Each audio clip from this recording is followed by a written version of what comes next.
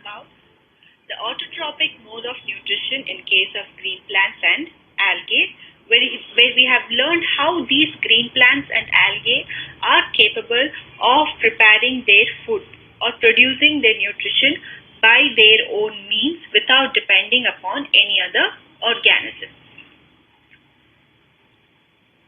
But there are some of the plants which cannot produce their own food because of the absence of chlorophyll, or they cannot produce a sufficient amount of food for themselves. So hence, to survive, they derive the nutrition from other organisms. So such plants which depend on other organisms to produce or to derive their food, you call them as heterotrophic plants, and they come under the group of heterotrophic mode of nutrition. So we have already learned what do we mean by heterotrophic mode of nutrition. So heterotrophic mode of nutrition is nothing but those kinds of organisms which depend upon other organisms for their nutrition. You usually call them as heterotrophs. So under that, here we are going to study some of the plants which is going to come under this particular group. Under this group we have three types. So the first type of plant which derive the nutrition through heterotrophic mode is your parasitic plants. So before we move into the plant which derives its nutrition through this means, so let's see what do we mean by the term parasite. So the term parasite means an organism that lives in or on an body of another organism and benefits by deriving the nutrients from its body. So you call such a kind of organism as a parasite. So I repeat, parasite is an organism that lives in or on a body of another organism for deriving the nutrients. You call such a kind of organism as parasite. In case of plants, you do have a parasitic plant which looks like a yellow wiry branch structure, which you usually see them twining around the stems and branches of a tree. It's not a particular tree. You can see in any kind of tree, you can see just a yellow wiry kind of tube without any leaves. They just twine around the stem and branches of a tree. So such a plant you call it as cuscuta. So this cuscuta is a parasitic plant which derives its nutrition by living on the surface or on the stem or branch of any other plant. This cuscuta lack in leaf, and henceforth they do not have the presence of chlorophyll. I already said they usually look kind of yellow wiry tubes. So henceforth they do not have chlorophyll. So as you know, since there is no presence of chlorophyll, so these plants cannot produce their own food. So since they cannot produce their own food, they derive their nutrition through the mode of parasitic form. So what does this plant usually do? You can see the picture on the slide where this yellow wiry tube has a kind of protrusion, just a kind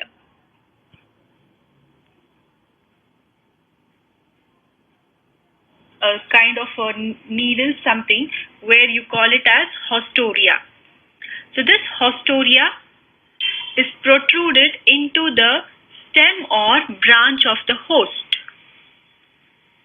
So what do we mean by the term host? So host is an organism where this parasitic plant is living on it. So it is deriving all the nutrition from the host. And whatever nutrition it is deriving from the host, it is in the ready-made form where the plant need not have to further metabolize it because it is already in the ready-made form. It just directly deprives the host by taking all the valuable nutrition from its body. So such a kind of dependence of an organism for its nutrition, you call it as parasite. So this comes under the group of parasitic mode of nutrition. So the example is your cuscuta. So before we move on to the next mode of nutrition in case of heterotrophic plants, have you heard of a plant that can eat animals? There are few plants which can trap the insects and digest them. So I'm sure you would have heard about these plants. That is your insectivorous plants. So the example for insectivorous plants is your pitcher plant or Venus flytrap. So if you see in case of pitcher plant, you can see the leaves are modified into a pitcher-like or jug-like kind of structures, and the apex or the top of the leaves forms a lid which can open and close the mouth of the pitcher. So these modified leaves or the pitcher structures are the ones which can trap the insects which are entering the particular region.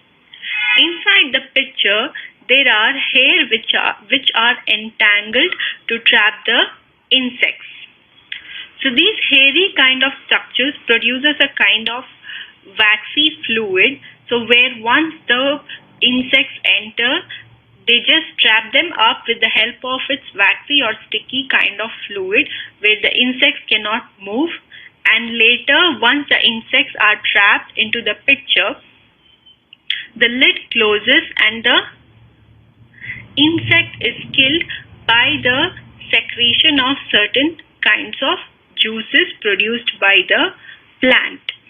And then the nutrients are derived from these insects to the plant. So such a kind of plant which eats insects to derive their nutrients, you call them as insectivorous plants. But here in case of insectivorous plants, there may arise a question for you where the pitcher plant or the Venus flytrap, they're actually looking green.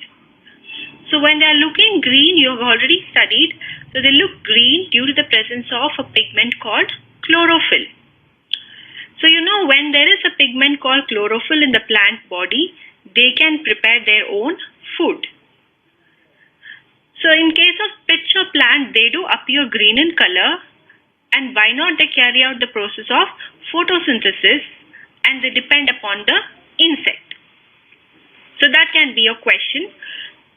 So the answer for this is, of course, the pitcher plants look green and they contain the presence of green pigment called chlorophyll, and of course they do carry out the process of photosynthesis.